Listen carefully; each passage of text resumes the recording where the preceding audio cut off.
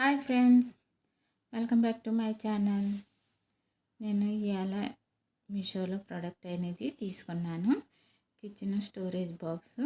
ఇవి సెట్ వచ్చి 24 వచ్చినాయి.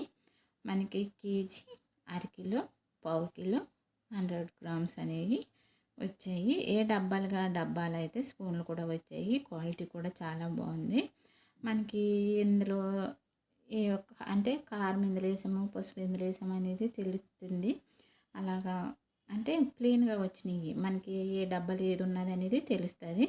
అందుకనేసి నేనైతే తీసుకున్నాను. క్వాలిటీ అయితే చాలా బాగున్నాయి. చూడండి, ఒక డబ్బాలోనే 4 ఉన్నాయి. అంటే ఒకటి కేజీ, ఒకటి అర కేజీ, ఒకటి పావు కిలో, ఒకటేమో 100 గ్రామ్స్, లేకపోతే 150 గ్రామ్స్ ఎంతో వస్తుంది. అంటే మసాలా పొడులు అటువంటివి అయితే వేసుకోవచ్చు.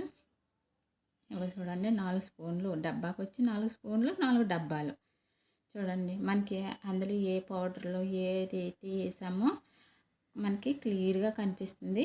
ఇదిగోండి, మొత్తం మీద 24 డబ్బాలు. ఇవైతే చాలా బాగున్నాయి. క్వాలిటీ అయితే చాలా బాగుంది. చూడండి, మనకి ఎక్కడ డ్యామేజ్ అనేది ఏమీ లేదు. చాలా నీట్గా కూడా ఉన్నాయి. క్వాలిటీ కూడా చాలా బాగుంది. ఇదిగోండి, ఇదేమో అరకిలో ఎక్కుతుంది. తర్వాత ఏమో పావు కిలో, అలాగే ఇది 100 గ్రామ్స్ కామెంట్స్ ఎక్కుతుందండి, నాకు తెలీదు. మొత్తం సెట్ అయితే ఇలా ఉన్నాయి. స్పూన్లు కూడా చూడండి, అన్ని డబ్బాలకి అన్ని స్పూన్లు అయితే వచ్చాయి. నేనైతే స్టిక్కర్ల ప్యాకెట్లు అయితే తీసుకున్నాను.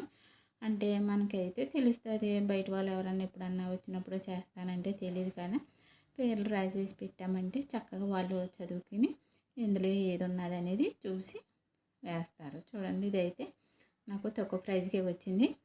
సరేనండి, ఇదిగోండి, దేనికి దానికి అమర్చేసానండి. ఇది కేజీ, ఇది అరకిలో, ఇదేమో పావు కిలో, ఇది 50 గ్రామ్స్. ఇదిగోండి, వాము, జీలకర్ర అటువంటివి వేసుకోవచ్చు. నేనైతే స్టిక్కర్ల మీద పేర్లు అయితే ఇలా రాయిస్తాను, కానీ చిరిగిపోతున్నాయి. అంటే పెన్నెట్టి రాసిన కోసం చిరిగిపోతున్నాయి. స్కెచ్ రప్పించి రాయించాలి. మీకు ఈ వీడియో కనుక నచ్చినట్లయితే లైక్ చేయండి.